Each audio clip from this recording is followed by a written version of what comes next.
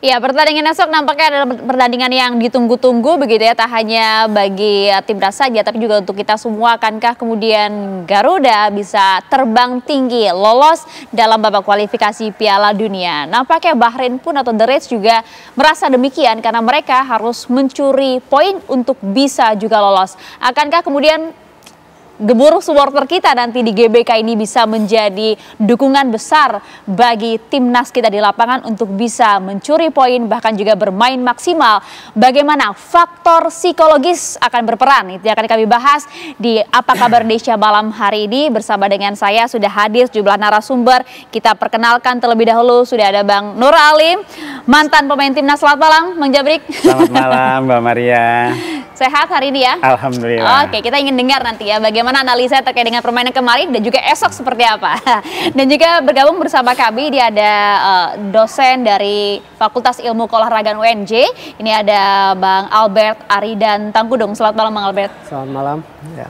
Terima kasih. Kita butuh juga analisisnya nanti soal psikologis pemain agar kemudian bisa menjaga fokusnya di lapangan begitu ya. Dan satu lagi, aduh akan ramai nih kolom komentar kita kayaknya ya.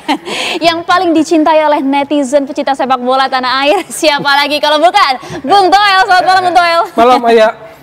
Sudah siap? Apanya nih siap? Ramai kolom komentar nanti ya Bang ya. Terima kasih sudah hadir Bung Toel. Oke, kita ingin dengar dulu Bung, melihat permainan Indonesia kontra Australia kemarin away ya. Bagaimana menurut Anda secara statistik dibandingkan dengan permainan sebelumnya pada saat 0-0 ya? Ya sebetulnya sih ngomong bener pun akhirnya kalau muncul di YouTube dipotong-potong jadi dipelintir gitu. Kan hanya dikutip possessionnya aja katanya gitu kan. Jadi gini, kalah jelas bukan hal yang baik, negatif lah, apalagi kalahnya banyak gol. Tapi maksud saya kalau orientasi kita cuma lihat hasil ya sudah, jelek, kalah gitu kan. Makanya kita mau nilai sepak bolanya atau mau ada terpengaruh dengan sentimen pergantian pelatih. Tapi kalau kita mengabaikan itu, kita objektivitas pada permainan, apakah secara kualitas permainan ada perubahan? Ada. Hanya kualitas pendekatan perubahan permainan itu tidak dibarengi dengan hasil yang baik. Karena ada faktor-faktor, kesalahan individu, lemah di counter attack, lemah di antisipasi bola mati, sepak pojok. Yang 3 dari 5 gol kita kan awalnya adalah sepak pojok, kan gitu. Nah itu catatan-catatan teknis. Tapi yang saya mau bilang, ketika ada pergantian pelatih, apakah cara bermainnya berubah? Berubah. Karena misalnya kalau kita lihat waktu statistik lawan Australia 0-0 September di GBK dengan kemarin itu berbanding terbalik. Ini narasinya positif atau negatif? Bukan cuma ball positionnya aja, tetapi juga misalnya tembakan ke arah gawang. Waktu di GBK September cuma 5, kemarin 11. Lalu juga position bolanya tinggi, 64. Kalau di Jakarta di GBK 31. Jadi kita dikurung kan. Maksud saya kualitas itu adalah bagaimana cara bermain. Tapi ya karena memang kalau kalah, kalau menang Bung Toel pasti dihajar ya begitu dipelintir. Ntar ada netizen yang nanya nih, ini Bung Toel nih banding-bandingin pelatih yang dulu sama sekarang aja nih. Yang bandingin itu orang. Yang saya mau bilang kan begitu dipelintirnya.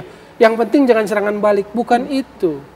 Nih ya, struktur permainan bola itu nggak akan berubah dari defense, transition, attacking. Attacking, transition, defense. Serangan balik bagian dari sepak bola, iya.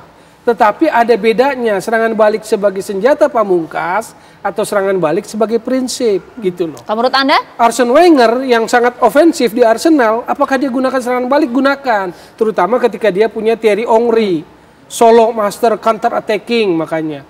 Hotspur gunakan nggak counter attacking? Gunakan karena dia punya Son Heung-min. Jadi bedakan antara counter attacking serangan balik sebagai senjata pamungkas dengan prinsip bermain. Nah, sampai di sana dulu mungkin Bung Toel ya. Kalau kita lihat nih, nah ini sebagai pemain bertahan ya. Nah ini dia.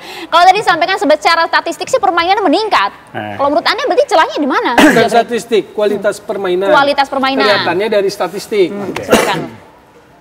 Kalau saya lihat gini Bang Toel, tadi udah banyak ya Bang Toel juga udah bicara masalah, udah bicara masalah taktik atau apa.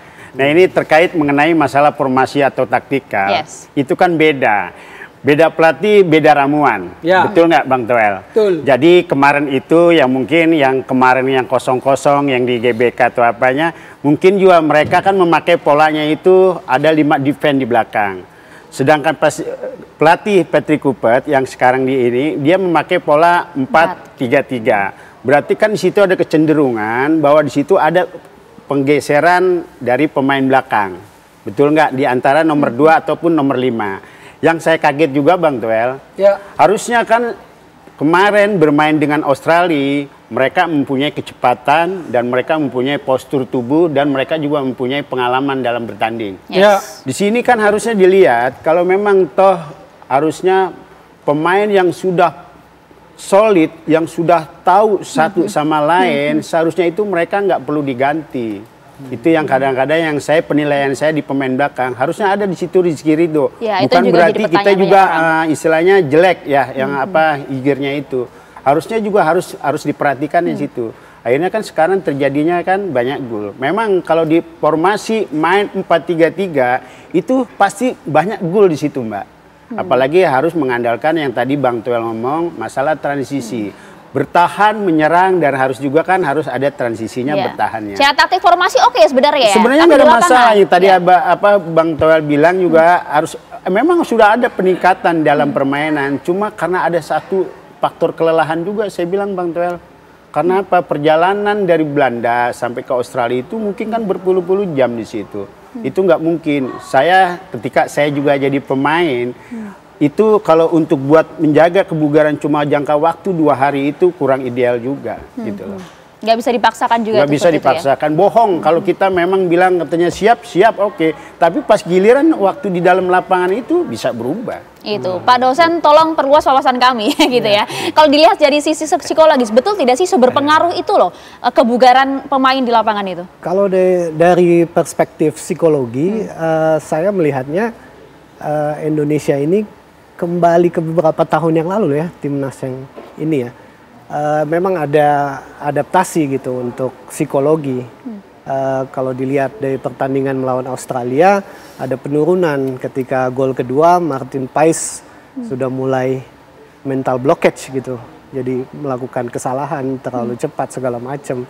Lalu di lini belakang James dan Dix juga akhirnya menjadi emosional segala macam. Jadi memang kalau sisi perspektif psikologi, saya melihatnya ini kembali ke nol gitu, dan ini mesti dibentuk lagi oleh tim pelatihan yang baru gitu. Sisi psikologi ini penting gitu.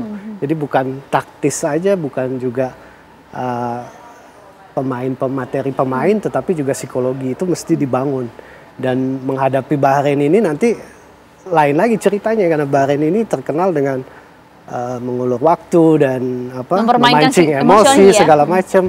Itu nanti ya harus detail gitu, psikologi apa yang harus diterapkan gitu, video analisis dengan pertandingan yang sebelumnya gitu. Nah itu dia. Tapi sebelum ke sana mungkin Pak Albert menyambung yang tadi disampaikan oleh Bung Jabrik, betul tidak sih kemudian kelebahan kita di lapangan kemarin pada saat kontra Australia ini memang karena faktor kelelahan saja atau memang sudah drop dulu mental ya pada saat gol pertama? Ya betul, faktor kelelahan juga itu terjadi ya, karena pengalaman di SEA Games dan ya khususnya Bang Jabrik yang punya pengalaman itu kelelahan fisik juga otomatis kelelahan mental gitu.